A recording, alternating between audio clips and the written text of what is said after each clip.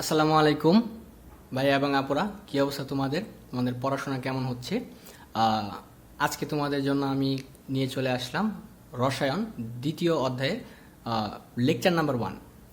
দেখো, আমরা এখন থেকে কি করব? আমরা এখন থেকে রসায়ন বইয়ের যতগুলা চ্যাপ্টার আছে সবগুলা চ্যাপ্টারের পার্ট বাই পার্ট, একদম বেসিক থেকে শুরু করে অ্যাডভান্স পর্যন্ত যতটুকু আমাদের দরকার সব ডিটেলসে পড়ার ট্রাই করব। এখন এর কারণটা হচ্ছে, যখন আমরা পরীক্ষায় আনসার করতে যাব, আমাদের বেসিক যদি ক্লিয়ার না থাকে, সেক্ষেত্রে টিচার যদি একটু কোশ্চেন ঘুরায় দেয়, সেক্ষেত্রে কিন্তু আমরা আটকায় যাব। যতই পড়ি, যতই মুখস্থ করি, যতই বুঝি, আমাদের বেসিক যদি ক্লিয়ার না থাকে, সেক্ষেত্রে টিচার যদি একটুখানি ঘুরাই দেয়, সেক্ষেত্রে কি আমরা আনসার করতে পারবো না। সো এখন থেকেই যখন তুমি পড়া শুরু করতেছো, তোমার মেন গোল হবে বেসিকটাকে স্ট্রং, মজবুত করে ফেলা। তো চলো আমরা ক্লাসে শুরু করি। আজকে হচ্ছে আমাদের পদার্থের গাঠনিক অবস্থা বা পদার্থের অবস্থা, লেকচার নাম্বার 1। একদম খাতা কলম নিয়ে বসে পড়ো। আহ, আমার লেকচারগুলো যখন দেখবা, একদম মনোযোগ দিয়ে আমি কি বলতেছি এটা একদম দুই কান দিয়ে শোনা, মনে রাখার ট্রাই করবা। কারণ আমার কথাগুলো হচ্ছে তোমার পরীক্ষায় আনসার লিখতে হেল্প করবে। আমার কথাগুলো তোমার মনে থাকবে। দেখো, শুরুতেই আরেকটা জিনিস বলে দেই, সেটা হচ্ছে আমার স্লাইডটা পড়ার পরে, আমার লেকচারটা দেখার পরে তুমি মেইন বইটা আরেকটু রিভাইজ দিবা। এক্ষেত্রে কি হবে, তোমার পরবর্তীতে মেইন বইটা পড়ার পরে তুমি যদি কোনো কিছু ভুলে যাও, সেক্ষেত্রে তোমার মনে হয়ে যাবে অনেক দ্রুত। আর তোমার বারবার পড়া লাগবে না, অনেকবার রিভিশন দেওয়া লাগবে না, তোমার অনেক দিন জিনিসটা মনে থাকবে। তো চলো শুরু করি। দেখো, আমাদের এই চ্যাপ্টারের নাম হচ্ছে পদার্থের অবস্থা। এখন পদার্থের অবস্থা বোঝার আগে আমাদেরকে পদার্থ জিনিসটা কি সেটা নিয়ে একটু ডিপলি বোঝা ট্রাই করতে হবে। এখন দেখো, পদার্থ জিনিসটা হচ্ছে যার ভর আছে এবং জায়গা দখল করে। তার মানে তুমি যদি কোনো একটা বস্তুকে পদার্থ বলতে চাও, তাহলে ওই বস্তুটাকে দুইটা শর্ত মানতে হবে। এক, তার ভর থাকতে হবে। দুই, তার জায়গা দখল করতে হবে। যেমন তুমি যদি কাউকে ভালো মানুষ বলতে চাও, সেক্ষেত্রে তোমার কিন্তু ওই মানুষটাকে ভালো বলার জন্য কয়েকটা ভালো গুণ থাকা আবশ্যক। যেমন ছেলেটি দয়ালু, ছেলেটি দানশীল, এগুলো কিন্তু ভালো গুণ। যার ভালো গুণ আছে তাদেরকে কিন্তু আমরা কি বলি? ভালো মানুষ বলি। তেমনি একটা বস্তু পদার্থ হবে কিনা তা ডিপেন্ড করে তার ভর আছে কিনা এবং সে জায়গা দখল করে কিনা। যদি তার ভর থাকে কিন্তু জায়গা দখল না করে, সেক্ষেত্রে কিন্তু আমরা তাকে পদার্থ বলতে পারবো না। সিমিলারলি, যদি সে জায়গা দখল করে কিন্তু তার ভর নাই, সেক্ষেত্রেও এটা কিন্তু পদার্থ হবে না। পদার্থ হওয়ার জন্য অবশ্যই আমাদের ভর থাকা লাগবে এবং জায়গা দখল করতে হবে। এখন পদার্থের সংজ্ঞাটা কি? তোমার এক্সামে যদি আসে পদার্থ জিনিসটা আসলে কি, ব্যাখ্যা করো, অথবা পদার্থ কাকে বলে, সেক্ষেত্রে তুমি কি বলতে পারো? যে বস্তুর নির্দিষ্ট ভর আছে এবং জায়গা দখল করে তাকে পদার্থ বলে। খুবই সহজ একটা সংজ্ঞা, পরীক্ষায় আসলে তুমি 1 মার্ক পাবা। অবশ্যই এই দুইটা জিনিস মেনশন করতে হবে, ভর এবং জায়গা দখল করে। দেখো, আমি সমীকরণ আকারে জিনিসটা লিখে দিছি যাতে তোমার মনে থাকে। ভর প্লাস জায়গা দখল ইজ ইকুয়ালস টু কি? আমাদের পদার্থ। আশা করি তোমার মনে থাকবে। একদম ঠান্ডা মাথায় বুঝার ট্রাই করবা তোমরা। দেখো, পরবর্তীতে পদার্থ আসলে কত প্রকার। এখন পদার্থ, যখন আমরা পদার্থ জিনিসটা বুঝতে পারলাম যে এটা হচ্ছে একটা পদার্থ, এখন পদার্থ কয়েকটি অবস্থায় থাকতে পারে। সাধারণত পদার্থ আসলে 3টি অবস্থায় থাকে: কঠিন, তরল এবং বায়বীয়। এখন এই সাধারণ ছাড়া কি আর কোনো অবস্থা আছে? হ্যাঁ, অবশ্যই আছে, বাট সেগুলো আমাদের সিলেবাসের বাইরে এবং সেগুলো সাধারণত আমরা দেখতে পাই না। এজন্য সেগুলো নিয়ে আমরা ডিসকাস করব না। পদার্থ কত প্রকার? পদার্থ হচ্ছে আমাদের 3 প্রকার। এটা ম্যাক্সিমাম যারা তোমরা ক্লাস 8-এ 9-এ পড়াশোনা করছো হালকা পাতলা, তারা সবাই জানো আসলে পদার্থ 3 প্রকার। তাও আমি একদম শুরু থেকেই তোমাদেরকে ওইভাবে পড়াচ্ছি যাতে তোমাদেরকে নতুন করে বা ধরো আলাদা করে পড়তে না হয়।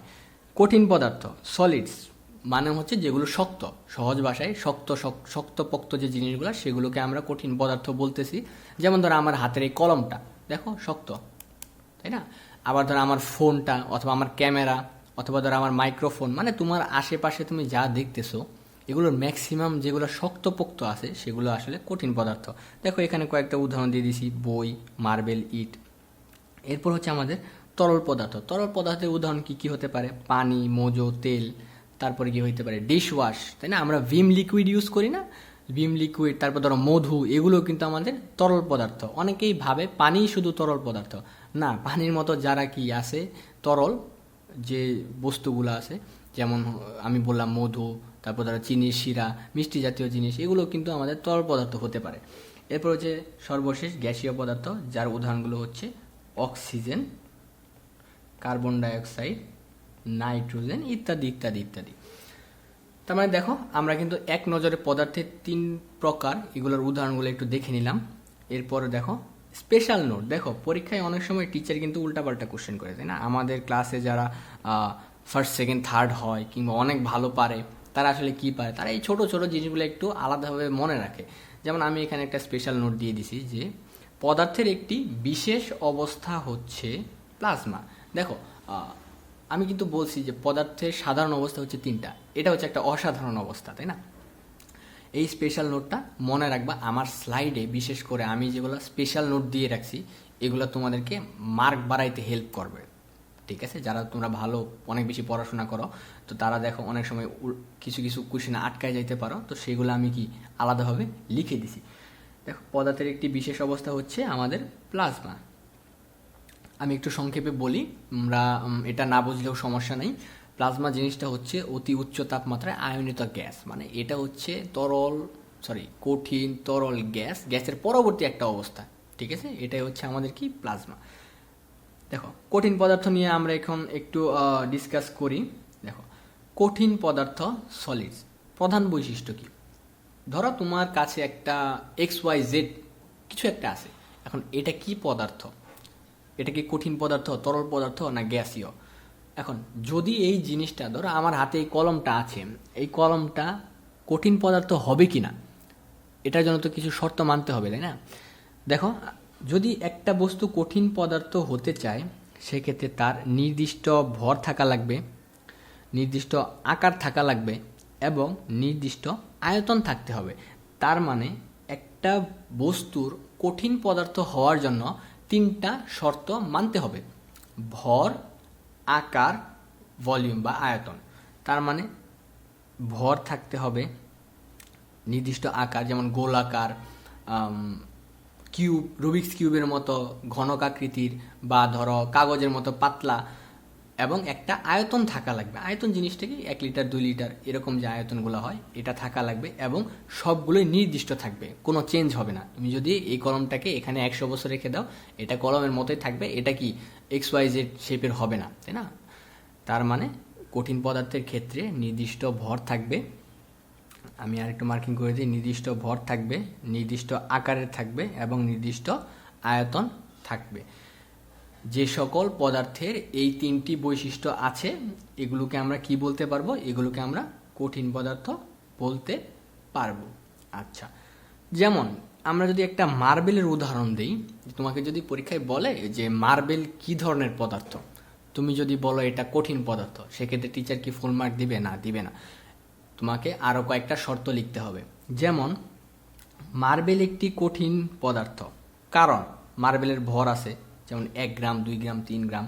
মার্বেলের একটি কি আকার আছে, মার্বেল কি হয়? গোলাকার হয় না? গোলাকার, রাউন্ড শেপ। এবং এর কি আছে? আয়তনও আছে, মানে কি একটা আয়তন আছে, যেমন হচ্ছে 1 মিটার কিউব বা 2 মিটার কিউব, মানে এটা হচ্ছে একটা আয়তনের একক, দৈর্ঘ্য গুণ প্রস্থ গুণ উচ্চতা, এই 3টা জিনিস আছে। এই জন্য আমরা কি বলবো? মার্বেলকে কঠিন পদার্থ বলতে পারবো, তাই না? তার মানে পরীক্ষার কোশ্চেন যেহেতু সৃজনশীল আসে, আমাদের সৃজনশীলে এরকম কোশ্চেন দিবে যে মার্বেল, বই, খাতা, কলমকে আমরা কেন কঠিন পদার্থ বলবো?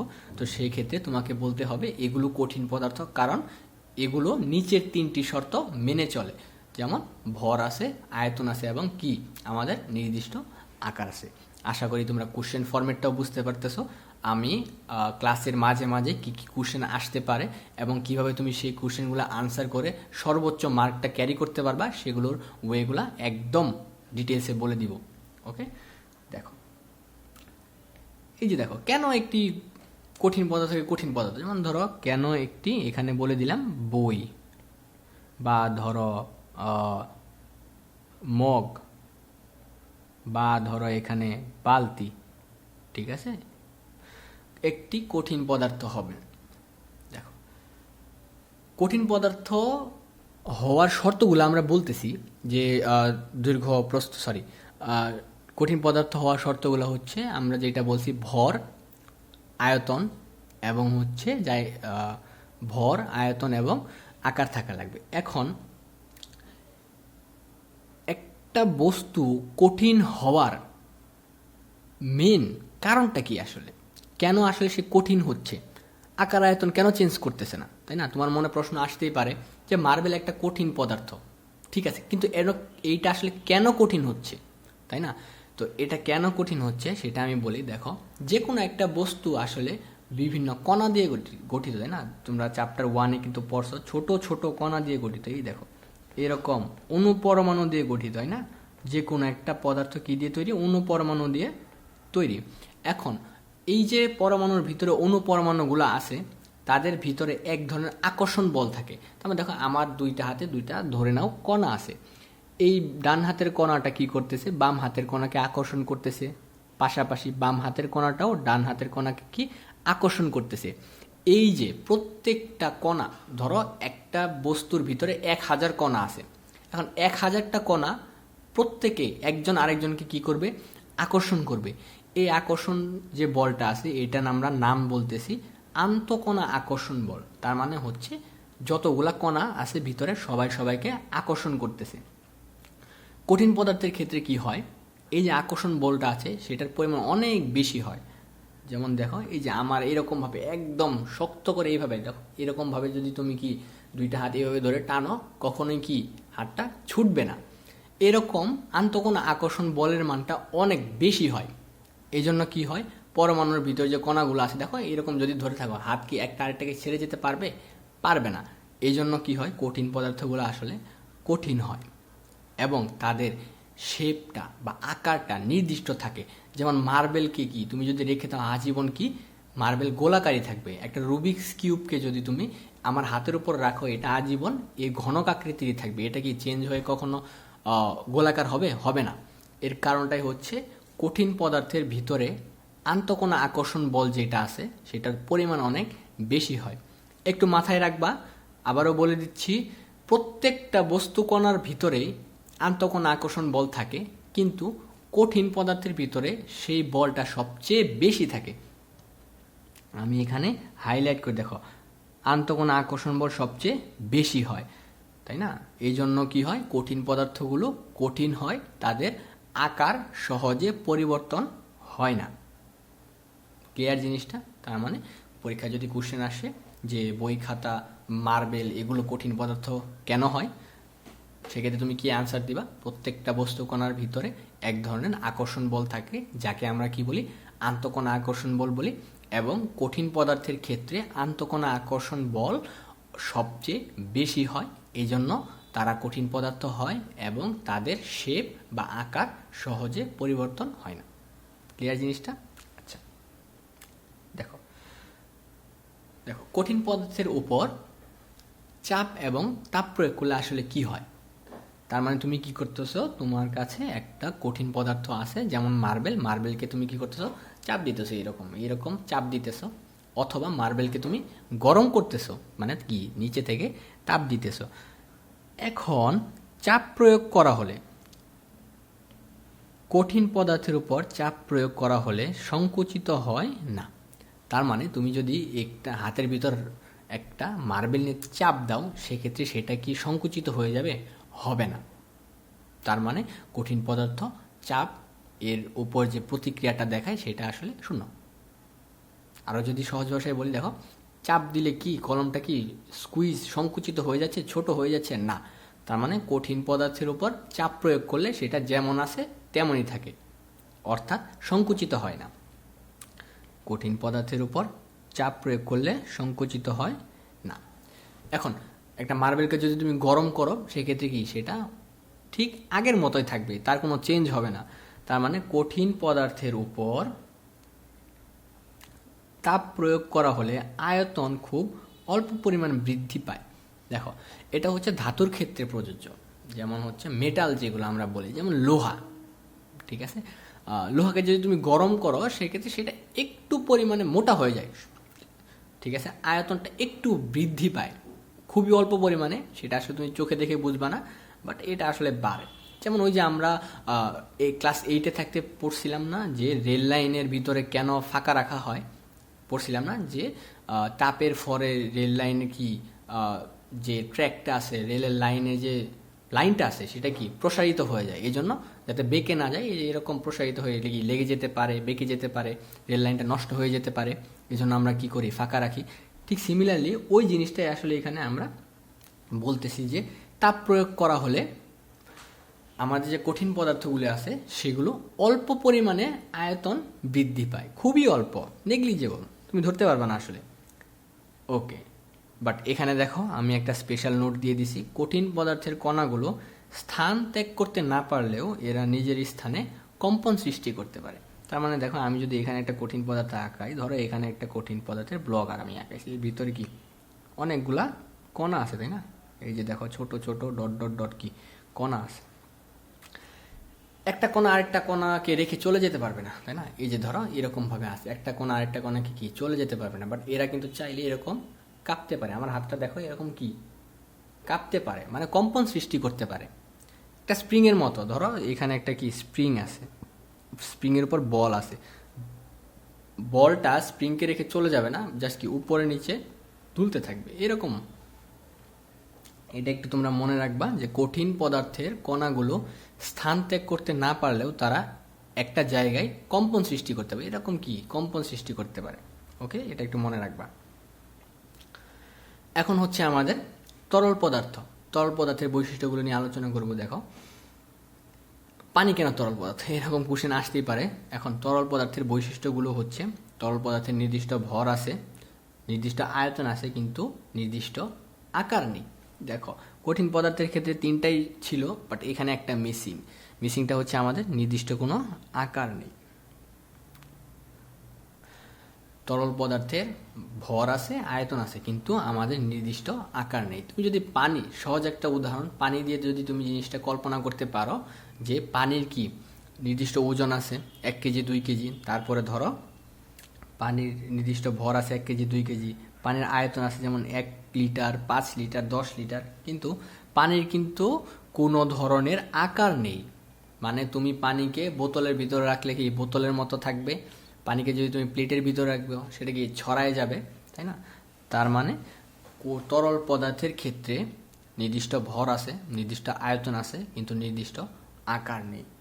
যদি তুমি কোনো পদার্থকে তরল পদার্থ বলতে চাও তাহলে তার ভর এবং আয়তন থাকা লাগবে, কিন্তু আকার থাকা যাবে না। ক্লিয়ার জিনিসটা? ওকে, এখন দেখো সিমিলারলি তরল পদার্থ আসলে কেন তরল হয় এটা যদি একটু আমি বলি। দেখো, তরল পদার্থের ভিতরেও আন্তঃকণা আকর্ষণ বল আছে, কিন্তু সেটা কঠিনের থেকে একটু কম হয়। জিনিসটা এই যে এরকম, এই যে এরকম এরকম দেখো, একটু লুজ, ঠিক আছে, এই যে এরকম করতে পারে, আছে, বাট কি একটা আরেকটাকে ছেড়েও যেতে পারে না, থেকেও যেতে পারে না। ওকে, তার মানে তরল পদার্থের ভিতরে যে আন্তঃকণা আকর্ষণ বলটা আছে সেটা কি কঠিন পদার্থের তুলনায় কম হয়। আবার এটা কিন্তু গ্যাসীয় পদার্থ থেকে বেশি, তার মানে তরল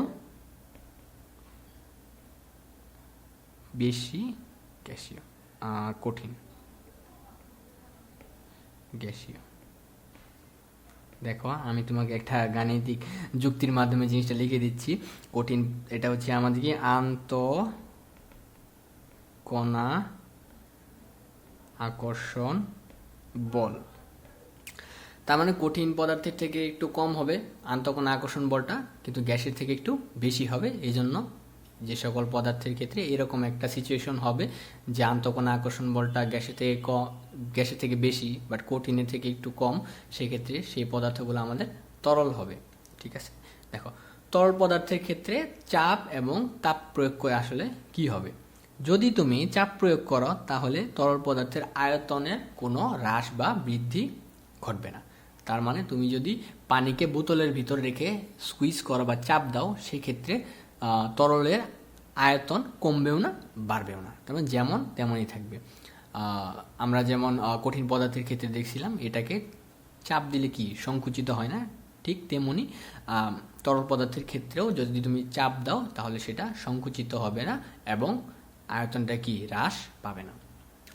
কিন্তু তাপ প্রয়োগ করা হলে কি হবে, তাপ প্রয়োগ করা হলে কঠিন পদার্থের মতন তরল পদার্থের কি আয়তনটা একটু বেড়ে যাবে, যেটা হচ্ছে তরল পদার্থের ক্ষেত্রে কঠিন পদার্থের তুলনায় একটু বেশি হবে। ঠিক আছে, এটা একটু মনে রাখবা এই জিনিসটা, যে অল্প পরিমাণে কি হবে আমাদের বৃদ্ধি পাবে, তাপ প্রয়োগে তরল পদার্থের আয়তন অল্প পরিমাণে বৃদ্ধি পাবে। ওকে, আচ্ছা, এরপর দেখো সর্বশেষ আমাদের গ্যাসীয় বা বায়বীয় পদার্থ। প্রধান বৈশিষ্ট্যগুলো দেখো, নির্দিষ্ট ভর আছে কিন্তু আকার নেই, আয়তন নেই। দেখো আমাদের জিনিসগুলো আস্তে আস্তে সহজ হচ্ছে। দেখো আমাদের ভর আছে, আকার নেই, আয়তন নেই। কঠিন পদার্থের ক্ষেত্রে তিনটাই ছিল, তরল পদার্থের ক্ষেত্রে দুইটা আছে এবং গ্যাসীয় পদার্থের ক্ষেত্রে শুধুমাত্র ভর আছে, আয়তন নেই এবং আকারও নেই, যেটাই স্বাভাবিক। কারণ গ্যাসের কি, যখন তুমি একটা বেলুনের ভিতর বাতাস দিয়ে ফুলাও সেটাকে কি তুমি কোনো আকার দেখতে পাও না, যখন তুমি সেটা ফুটায় ফেলতে কি পুরো রুমের ভিতর ছড়ায় যায়, তার মানে তার কোনো আয়তন নাই, তার কোনো আকার নাই। তার মানে তোমাকে যদি বলে যে অক্সিজেন একটি গ্যাস, কারণটা কি, সেক্ষেত্রে তুমি বলবা কি অক্সিজেন গ্যাসের হওয়ার একমাত্র কারণ হচ্ছে এটার ভর আছে, আকার নাই এবং আয়তন নাই, এই জন্য অক্সিজেন একটি গ্যাস হবে। ঠিক আছে, এই দেখো উদাহরণটা আমি বলে দিয়েছি। এগুলো হচ্ছে আমাদের খ নাম্বার আসে। ঠিক আছে, সৃজনশীলের ভিতরে তোমাকে খ নাম্বারে বলবে যে এক্স ওয়াই জেড এটা আসলে কেন গ্যাস বা এটা কি ধরনের পদার্থ ব্যাখ্যা করো। সেক্ষেত্রে তোমাকে বলতে হবে এর নির্দিষ্ট ভর আছে, এর কোনো আকার নেই এবং এর কোনো আয়তন নেই, এই জন্য এটি একটি গ্যাস। বুঝতে পারছো জিনিসটা?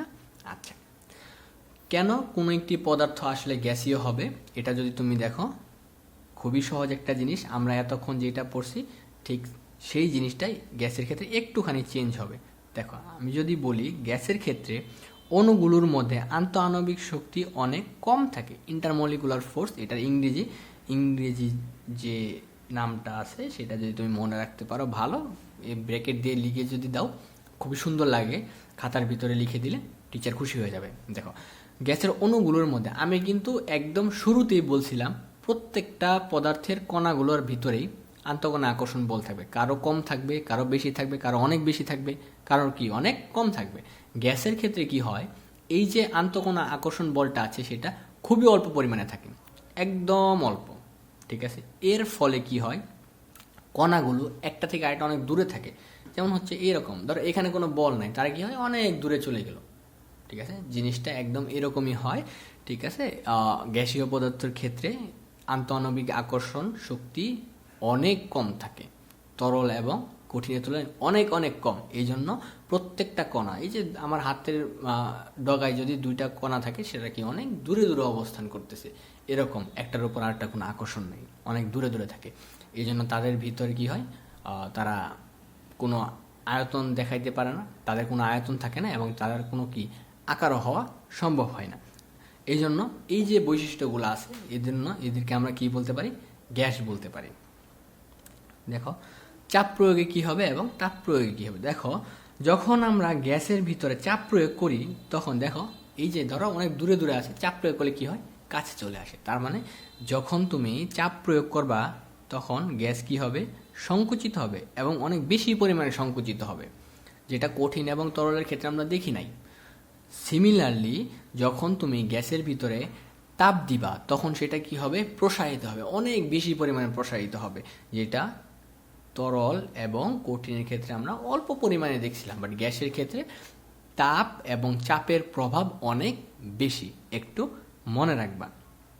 ঠিক আছে, এখন আমি যদি তোমাকে একটু বক্স করে দেই, যেমন হচ্ছে ধরো এরকম একটা বক্স করি তোমার বোঝার সুবিধার জন্য। দেখো তিনটা জিনিসকে আমরা একসাথে নিয়ে চলে আসব, কঠিন, কঠিন, তরল এবং আমাদের গ্যাস। ঠিক আছে, বৈশিষ্ট্যগুলো দেখো, ভর, আয়তন এবং হচ্ছে আমাদের আকার। আয়তন এবং হচ্ছে আমাদের আকার। দেখো এই বক্সটা যদি তুমি মনে রাখতে পারো না, তাহলে তোমার আর এত কিছু মুখস্থ করা লাগবে না, তুমি সহজেই কোশ্চেন আনসার করতে পারবে। দেখো কঠিন পদার্থের ক্ষেত্রে আমাদের ভর ছিল, ওকে। তার কি আয়তন ছিল, হ্যাঁ ওকে।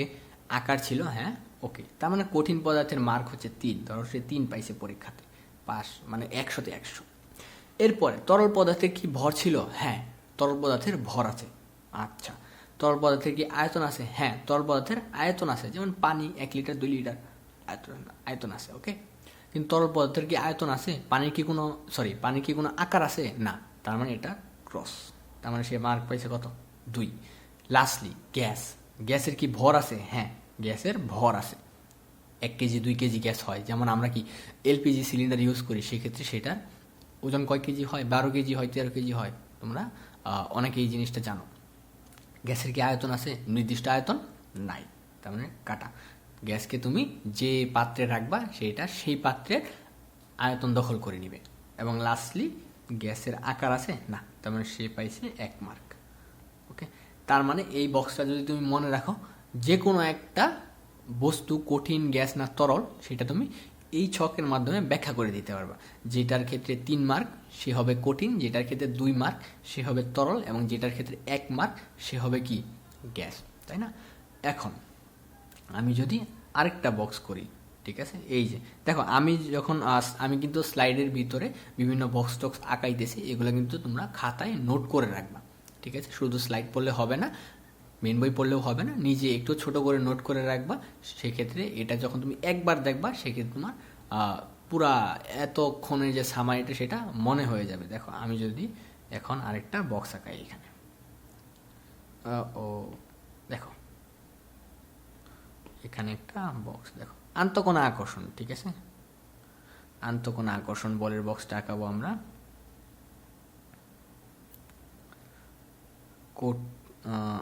এখানে লিখি কঠিন,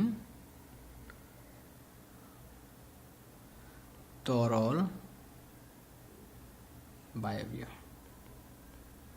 দেখো এটা হচ্ছে আমাদের আন্তঃকোণা আকর্ষণ বল, ঠিক আছে। আন্তঃকোণা আকর্ষণ বল, ঠিক আছে। দেখো আন্তঃকোণা আকর্ষণ বলটা কেমন। গ্যাসের ক্ষেত্রে আমাদের আন্তঃকোণা আকর্ষণ বলটা কিন্তু অনেক বেশি হয়, অনেক বেশি হয়। এই জন্য এটা কি আমরা একটা নির্দিষ্ট শেপের ভিতরে দেখি, নির্দিষ্ট আকার থাকে, তাই না, নির্দিষ্ট আকারে থাকে। তরল পদার্থের ক্ষেত্রে কি হয়, কঠিনের থেকে কম, কিন্তু বায়বীয় বা গ্যাসীয় ক্ষেত্র থেকে বেশি, গ্যাসীয় থেকে বেশি। এবং গ্যাসীয় পদার্থের ক্ষেত্রে কি আন্তঃকোণা আকর্ষণ বলটা সবচেয়ে কম, ঠিক আছে, ওকে। এই ছিল আমাদের আজকের পার্ট 1 এর যে টপিকটা, ঠিক আছে। কঠিন, তরল, গ্যাস, এই যে পদার্থের 3টা অবস্থা, এই রিলেটেড A to Z পরীক্ষায় যা আসা পসিবল তা সব আমি একদম ডিটেলসে ডিসকাস করে দিছি। যারা আমার ক্লাসটা মনোযোগ দিয়ে করছো, আশা করি তেমন তোমাদের আর নেক্সটে এই পার্ট নিয়ে আসার কোনো প্রবলেম হবে না, ঠিক আছে। যারা আমাদের ক্লাসটা মনোযোগ দিয়ে করছো, নোট করছো, তারা আমাদের গ্রুপে নোটটা শেয়ার করে দিতে পারো, ঠিক আছে। আর হচ্ছে তোমাদের যদি কোনো কোশ্চেন থাকে, সেগুলো আমার ভিডিওর কমেন্টে করতে পারো, আমি সেগুলো রিপ্লাই দিয়ে দিব। এবং পরবর্তী ক্লাসগুলো তোমরা রেগুলারলি করতে থাকবা, এতে করে তোমাদের প্রিপারেশনটা একদম টপ নচ হবে, ওকে। তো এই ছিল আজকের মতো। নেক্সট ক্লাসে দেখা হচ্ছে লেকচার 2তে। তোমার সবাই আসা ট্রাই করবা, আর হচ্ছে তোমার ফ্রেন্ড সার্কেলের ভিতরে ভিডিওটা শেয়ার করে দিবা, যাতে তারাও এই কোয়ালিটিফুল কন্টেন্টগুলো দেখে তার ইজিলি পরীক্ষায় ভালো মার্ক গেইন করতে পারে, ওকে।